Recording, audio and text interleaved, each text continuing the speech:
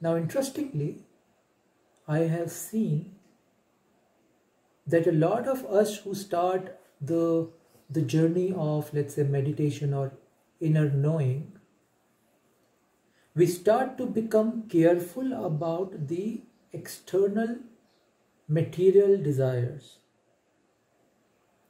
But then this desire, this virus, takes a very subtle form and come even into your inner sadhana, inner exploration, even in your meditative longing. Yeah? Let me share a small story with you. There was a beautiful ashram, monastery. A very wise being used to be the guru or the head monk of that monastery. His life's purpose was just to illuminate the whole world, all beings here. And because he was so wise and selfless, a pure being, he was really deeply revered and respected in the entire town, entire country. Even in the far off places, people knew about him, people heard about him, they talked about him with absolute deep reverence. Wherever he would go in the village, people will, just make a nice seat for him, bring him the best they can, offer him whatever they have, even if they're poor, and really feel as if a divine being has come to their house. So he was deeply respected. Near the monastery, a young man lived. I would say an ambitious young man, quite pure in nature, but a bit ambitious. Yeah.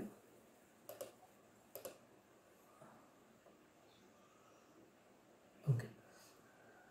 Yeah. So this young man went to the monastery, bowed down to this great being,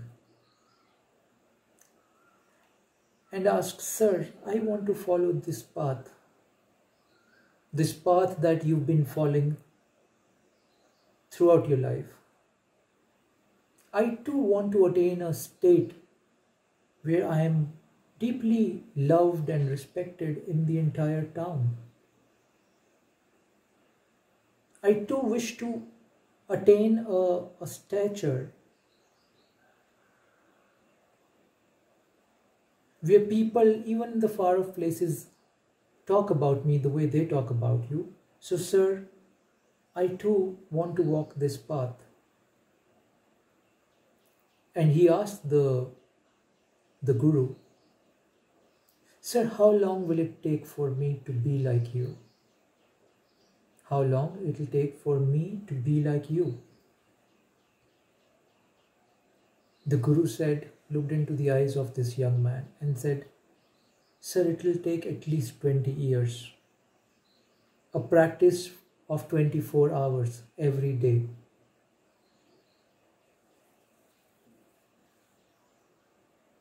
So this young man said, "Sir, what if I put all my energy into this process and I work double the amount, double the effort. I double my effort and walk this path. Then how long will it take?" The guru said, "Son, it will then take about 40 years. The young man was a little puzzled, confused. He said, "If I triple my effort, I won't even eat or sleep. I'll just go for it, whatever you will ask me to do. Day and night. Then how long will it take?" the Guru said, "Son, in that case, you will never be able to attain it." Now this young man was really puzzled. What's going on here? I hope you understand what's going on here. His aspiration is based on a deep desire and ambition, not to serve the people, but to be like this revered man, to command such respect and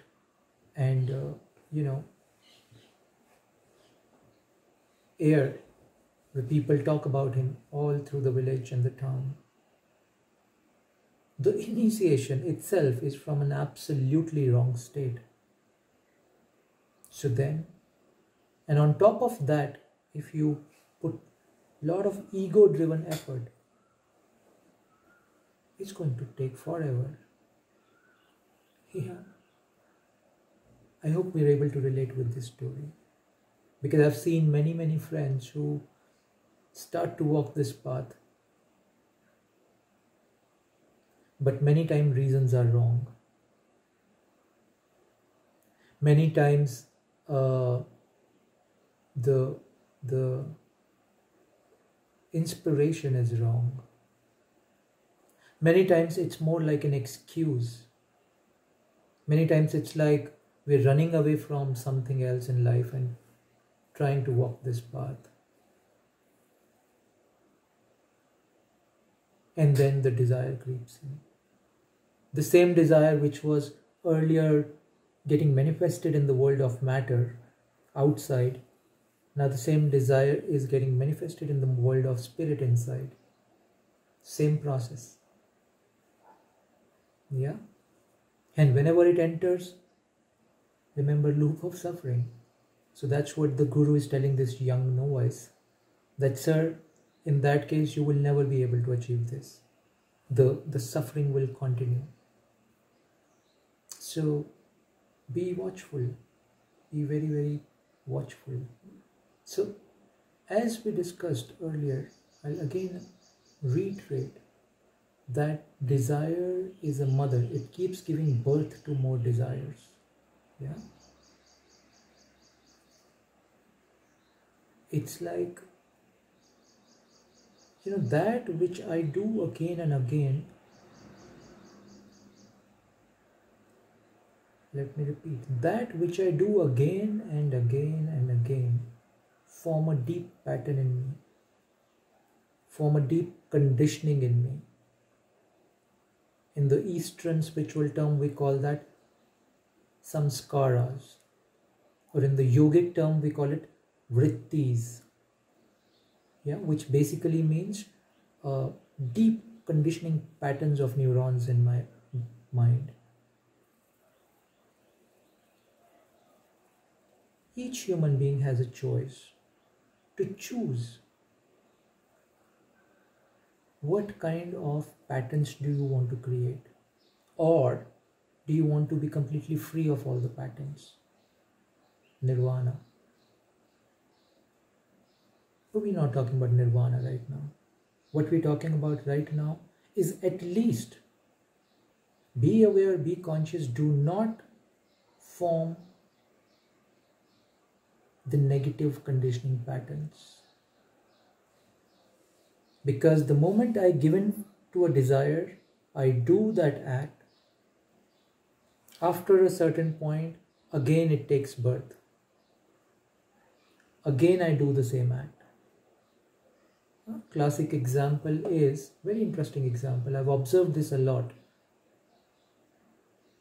Remember the first time when if you have ever drank, let's say, whiskey, or any alcoholic drink for that matter, first time. For sure, you didn't like the taste. For sure, I can be almost 100% sure about that. You didn't like the taste. You made very strange facial expressions. It was awful. The taste, the sense, the feeling, the sharpness of it. Yeah. But But you did this action over and over and over again. Pattern formed. We become alcoholic. Or we start to crave for this taste which we didn't like at all in the first place. Funny thing. I know lots of friends who crave for it. Yeah. Even when they didn't like the very first taste of it. But a fact that they've done it over and over and over again. So which in the yogic tradition we say practice, abhyas. Abhyas is a Hindi word for practice. They've been doing the practice or applying the principle of practice in absolutely wrong places. But the formula works, what to do? Yeah. Same things happens with a child. That's how children start to form habits of it's a funny thing. I look at a child, parents give them, let's say, an iPad or whatever device, small children, and the children will look at a very complicated game and will start to play it and will start to solve it because he's got tremendous mental activity, something which feels very complex, but he solves it, and then boom, he does it over and over again. Sucked in. Principle of practice is working there too, but at the wrong application. Yeah.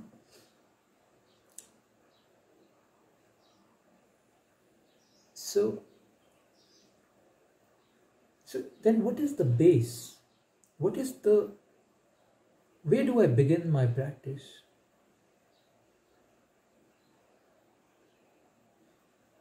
The practice begins when I start to retain my senses. How do I do that? Or what do I mean by that? We all know there are certain things which are not right for our body, our mind, our evolution. Certain actions, we all know. There are certain actions which are not right for our body, our mind, our emotions, our spiritual well-being. We all know. So the first step is I retain my senses from going into that which I know is not correct. Let me repeat. The first step is I retain my senses and my mind from going into that which I know is not correct. I already know that. So first plugging of the leak, so to say. Yeah. And with that, the second plugging of the leak is I start to tame my mind from going into the experiences of the past. Now observe it. It is a grey playtime for our mind to continuously go into the remembrance or reliving the experiences of the past. Be it a painful experience or a pleasurable experience. The mind finds a great pleasure into going into this cinema, so to say. And using the same data of the past experiences, the mind also is capable of creating the future imaginary projections. Same data of the past.